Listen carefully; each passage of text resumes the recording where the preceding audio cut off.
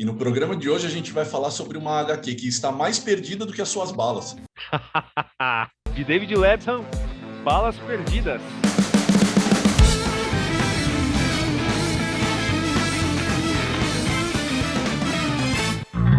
Bom, cara, a gente estava, elocubrando sobre o que a gente podia falar essa semana, e a gente sempre tem aquele porãozinho de coisas que a gente sempre sugere e acaba deixando passar. E assim, eu acho que isso é meio até incidental quando a gente fala de Balas Perdidas, que é uma HQ tão brilhante quanto é inversamente, proporcionalmente ignorada por público, editora e críticas. Não é muito sem razão, claro. A HQ criada pelo David Lapham começou a ser publicada em 1995 de forma completamente independente pela El Capitan Books. Ela sofreu, justamente por ser uma HQ independente, muito com o seu processo de publicação, que é, assim, errático, para dizer o mínimo. E isso não foi muito diferente quando as primeiras investidas para se trazer essa HQ para cá deram forma a ela no Brasil. Então, assim, é curioso pensar que uma HQ que é tão influente entre criadores e apreciadores e críticos, é meio clichê dizer que ela virou uma HQ cult, mas ela é uma HQ cult, né, cara? Porque é uma HQ muito foda, ela é, assim, de um brilhantismo único, tanto, assim, narrativamente quanto artisticamente, principalmente se você imaginar que é uma longa série publicada de forma tão errática por uma única pessoa, né? O David Lapham era essencialmente responsável por tudo em relação à HQ, ele e a sua esposa, a esposa mais na parte administrativa, mas o Lapham cuidava de literalmente tudo da HQ. É impressionante notar o quão genial essa HQ é, o quão influente ela é, e em que pese que isso é meio que um clichê nosso por aqui, o quão pouco comentada ela é, né, bicho? Não, exato. Bom, para quem não sabe, Balas Perdidas saiu no Brasil. O Rafael falou que a publicação ela começou em 95. Aqui no Brasil ela chegou entre 98 e 99 pela Via Lettera e ganhou só 2 volumes, que na verdade eles são uma fração, né, do tamanho, né, que essa série tem, que hoje está ganhando um tratamento melhorzinho aí com a Image e tudo mais. Ela teve um hiato, depois foi para a Image, segue publicada ainda, acho que ela nem teve seu final ainda, mas já foi programado, seu autor já disse que a série terá um final. E sobre o que é Balas Perdidas, né? Hoje pipocam fãs da dupla Brubaker e Phillips, né? Isso é um fato, né? Não por acaso, porque realmente eles fazem coisas assim muito bacanas também. Mas o Balas Perdidas me parece que é um tipo de embrião, né? Ou uma influência direta, não sei. Obviamente eles conhecem, né? De Criminal, com certeza, cara, sem dúvida alguma. Mas é legal a gente falar também, cara, que existe um fator primordial para a gente abordar a forma, né, e a abordagem da violência em Balas Perdidas, porque aqui nós temos várias pequenas histórias interligadas assim de forma não linear, com vários saltos temporais. A gente encontra personagens em vários momentos aí da sua vida, um na infância, depois a gente já vai encontrar crescido e tudo mais, cruzando com uma outra história e tal. Tudo num preto e branco muito bacana também, que tem a ver com a proposta da série. Mas é interessante a gente perceber que 94, o cinema, né, e a cultura pop em geral, de um jeito ou de outro, foi tomada de assalto pelo Tarantino com Pulp Fiction, que é, de um jeito ou de outro, uma das obras mais influentes da história, né? O que seria da década de 90, ali a partir da segunda metade da década de 90 em diante, sem Pulp Fiction, né? Certeza que não haveria um Stray Bullets da vida. Porque isso aqui, ele tem o DNA tarantinesco, mas ele não é um pastiche, né? Porque nós vimos muitos pastiches, principalmente naquele miolo de 95 até 99, apareceram muitos, né? Wannabe tarantinesco, né? E o David Lapham não, ele consegue pegar essa estrutura bacana, né? Ainda que não seja exatamente igual, né? Ele tem, são pequenas histórias que você pode ler completamente fora de ordem, mas você vai entender as interligações conforme você avança nesses capítulos. E o que é muito bacana perceber é que, tal qual uma coisa que nós tínhamos comentado, acho que, não lembro se a gente até comentou em programa, mas com certeza em conversas nossas nós comentamos, né, que esse preto e branco chapado do Stray Bullets é conceitualmente, assim, ele não é só para dizer, não, vamos fazer uma história no ar, ou porque é uma história independente tem que ser PB. Não, eu consigo ver conceito nessa opção visual, porque, veja bem, existe o contraste do preto e branco, mas também existe o contraste conceitual, porque as histórias, elas são repletas de tons de cinza, né?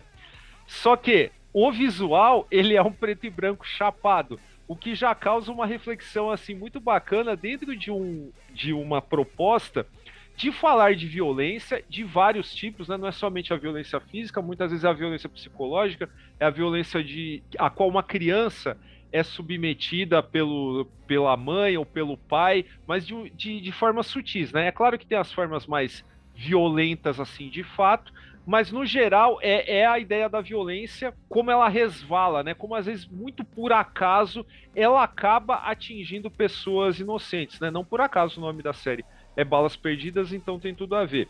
E o mais legal também é que o Lepman, ele trabalha isso com um grid, na falta de uma palavra melhor, extremamente careta. Você tem 8 quadros por página, salvo raríssimas variações, que vão se repetir ao longo de toda a série. Não sei se ele foi mudar depois, porque eu só tenho esses 2 volumes aqui que saíram no Brasil e não li mais. Mas eu vou chutar que ele seguiu essa orientação aqui. Tudo que a gente vê, pelo menos nesses 10 primeiros capítulos, são feitos nesse esquema, né? E é muito bacana você perceber que o desenho, ele é um suporte para um texto que é super bem acabado e super bem afiado. E não é um desenho ruim, né? Eu vou falar, vou chutar porque o roteiro tá falando tudo. Não. As coisas, elas têm um entrelaçamento quântico ali que é raro você encontrar isso. E eu acredito que isso só é possível, né, em 99% dos casos, quando é o mesmo cara que escreve, o mesmo cara que desenha, né? Sim, porque ele está pensando a página como um todo, né, cara? E isso faz toda a diferença. Você falou dessa questão do preto e branco. É lógico que quando a gente fala, por exemplo, de HQ, é uma HQ noir, né? Assim, ela tem, né, elementos fortíssimos de noir. Mas ao mesmo tempo que ela tem elementos fortíssimos de noir, ela também trabalha para subverter, né, muitos dos clichês do gênero, que é inclusive o que a torna tão emblemática. Você para pensar, não em termos de comparação direta, assim, é melhor, é pior. Mas quando eu penso, por exemplo, num Sin City da vida, que é também uma HQ de elementos noir fortíssimo, com um preto e branco chapado, você fala, putz, esteticamente é muito bonita, mas Stray Bullets é igualmente bonita, e como o Daniel disse e eu concordo, o preto e branco ele é funcional, um porquê de ser dentro da HQ, enquanto em Sin City, por exemplo, é mais um exercício estético de reafirmação dos clichês do gênero. Enfim, vocês entendem o meu ponto, é destacar que Stray Bullets é um tremendo exercício de criatividade sobre um gênero que é clichêzaço, especialmente na literatura e nos quadrinhos estadunidenses. O fato do David Lapham conseguir fazer isso mostra o quão bom autor ele é. E eu acho que muito disso se destaca, o Daniel falou dessa questão da zona cinzenta, que tem muito a ver com muitas decisões que os personagens tomam, ou cujas decisões eles acabam sofrendo, e tem muito a ver com a percepção da violência do David Lapham. Eu estava preparando para fazer o programa, eu acabei caindo em algumas ideias que lembram muito aquilo que eu falei no programa que eu e o Paulão fizemos sobre marcas da violência, que também, embora a gente tenha falado do filme, a gente também falou um pouco da HQ do John Wagner, que é essa noção, essa essa reflexão sobre a violência enquanto um fenômeno psicológico, né? Ela não é, por exemplo, restrita a uma visão institucional ou sociológica, que é o que a gente acaba fazendo quando a gente acaba caindo na vala de um debate Rousseau ou Hobbes, ou, por exemplo, numa vala de sei lá, uma sociologia contemporânea que estabelece que a violência é sempre fruto do entremeio, mas assim, não deixa de ser, mas tem outras nuances. Mas ele também apela para uma noção de que a violência é uma possibilidade, né? Assim, uma possibilidade para resolver um problema, uma possibilidade para ocultar um problema, uma possibilidade para criar um problema. A violência em Balas Perdidas, ela é quase como respirar, né, cara? Assim, os personagens eles acabam praticando a violência quase como um ato natural, porque para nós que somos pessoas, assim, minimamente centradas e a gente considera a violência como algo execrável e sempre um último recurso, o David Lapham, em Balas Perdidas, ele mostra que isso não é. Dadas as condições necessárias, dada a possibilidade da violência como uma escolha, as pessoas legitimamente fazem essa escolha. E eu não estou dizendo isso como uma reflexão abstrata, tá, gente? Acho que um dos maiores valores de Balas Perdidas é justamente esse. Os seus personagens, eles são vivos, eles são extremamente críveis. Eles não são aquele detetivão de sobretudo andando debaixo da chuva, ou aquele, sabe, detetive particular alcoólatra resolvendo crimes com uma voz em off, sabe, aquela coisa que é quase que puramente estética. Não, muitos dos personagens de Balas Perdidas são claros retratos de pessoas que podiam ser, cara, seu vizinho, pessoas da sua família, pessoas com quem você trabalha, e mostra que você, enquanto indivíduo que se relaciona com essas pessoas e que se identifica com elas em alguma medida, tanto poderia ser uma vítima dessas pessoas, cujo potencial para violência você ignora, porque a gente não pensa a violência por inúmeros motivos, seja por uma herança moral cristã, seja por uma educação punitiva institucional, seja por uma bússola moral que nos diz que a violência é errada, mas mostra que tanto você poderia ser vítima de uma violência dessa pessoa que você não considera que poderia fazer algo assim, quanto você também, dentro de algumas condições, tomaria a decisão pela violência porque você não se vê em um cenário diferente do que o Lapham construiu para aquele personagem. E aí eu não sei você, cara, mas assim, muitas das situações, que nem você falou dessa questão da zona cinzenta, você reconhece isso, então eu acho que você pensa da mesma forma. Muitas das situações você para e pensa, cara, eu não sei se eu estivesse numa condição limítrofe como essa, eu tomaria uma decisão completamente diferente. Porque aqui a gente não está falando de uma violência, né, que é só tipo, estripar intestino ou dar tiro na cara. É que nem você falou, são diversos níveis e tipos de violência que as pessoas praticam. E é muito bacana porque tem histórias assim em que a violência ele é um negócio, sei lá, testemunhado apenas, né? E assim, muito de longe, como se você estivesse passando na rua, você virou a esquina, você, sabe, eu tô até descrevendo uma situação que tá aqui em um desses volumes, né? Você virou a esquina, teve um atropelamento e tal, você, tipo, fica em choque durante o dia porque você viu a vítima do atropelamento e não sei o que lá, momentos antes o motorista passou por você e tal.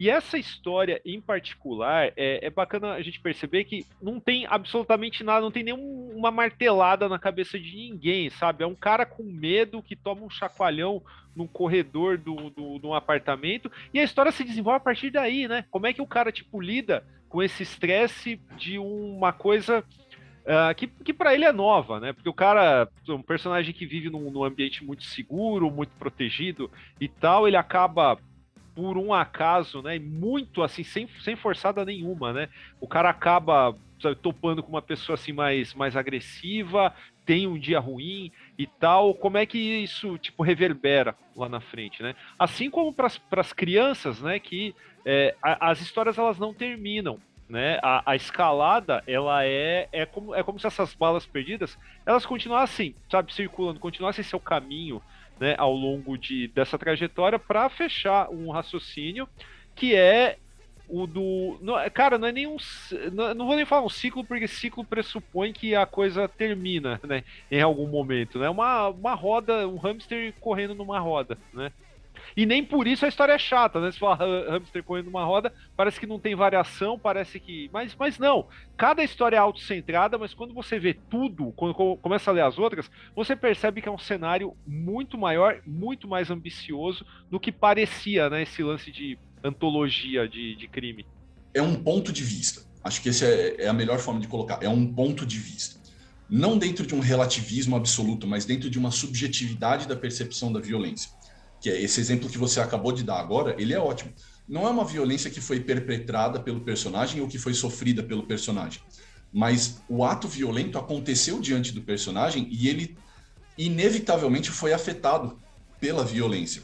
Nisso existe um choque que é justamente o reconhecimento de que a violência existe e ela é parte de nós.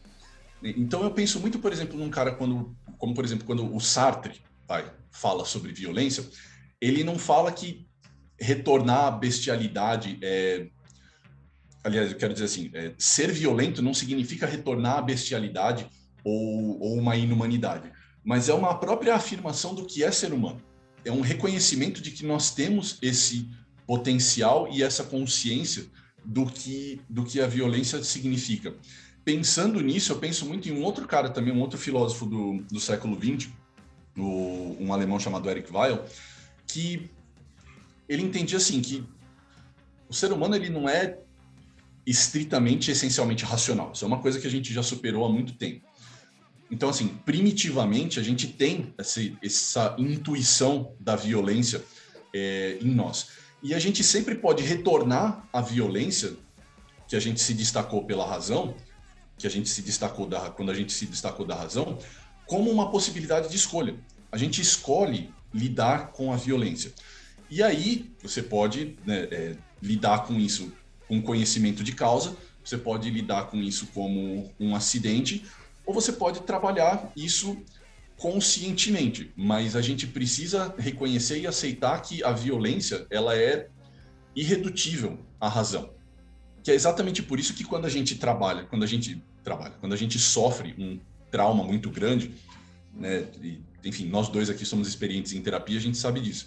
Quando a gente sofre algum trauma muito grande, algum tipo de violência que não é, que nem você disse, estritamente física, mas a gente precisa lidar, a gente não lida com isso racionalmente, a gente não pega um livro de lógica e diz, bom, essa ação violenta foi irracional, então eu preciso sublimá-la da minha mente. Não, cara, você vai sentar na frente de um psicólogo, você vai trabalhar o impulso violento que se transforma em trauma dentro de você através da ressignificação dessas emoções. E é por isso que eu acho que Balas Perdidas é um quadrinho tão brilhante assim para além da parte estética. Porque o Lapham, ele reconhece esse entrelaço, essa trama que existe entre o aspecto sociológico e externo da violência, mas também esse aspecto imanente, esse aspecto psicológico da violência que existe em nós, de uma forma que é muito natural, né? Sem clichês e sem uma bússola moral maniqueísta apresentando personagens sempre do tipo, esse cara é bom, esse cara é mau, então vamos desenvolver a história a partir daqui. Bom, fica aí a deixa para alguma editora pegar esse material, né? Que ganhou um novo destaque aí depois que foi para a Image e tal. É uma série longa, né? O que dificulta que ela seja publicada aqui de um jeito ou de outro, mas é um material fantástico. Quem puder que vá atrás. Gostou do nosso vídeo? Deixa aí a sua curtida, o seu comentário. Não se esqueça de ativar o sininho para receber uma notificação toda vez que um vídeo novo for ao ar. E não se esqueça de se inscrever no canal se você ainda não for inscrito. O Formiga Elétrica tem uma campanha de apoio recorrente no Apoia-se, apoia.se/Formiga Elétrica, onde você pode contribuir com o que você quiser ou você puder, para que a gente possa continuar fazendo esse trabalho. Procure a gente nas nossas redes sociais, Facebook, Twitter, Instagram, onde a gente é @formiga.elétrica. Acha a gente lá. É isso aí, pessoal. Até semana que vem. Tchau!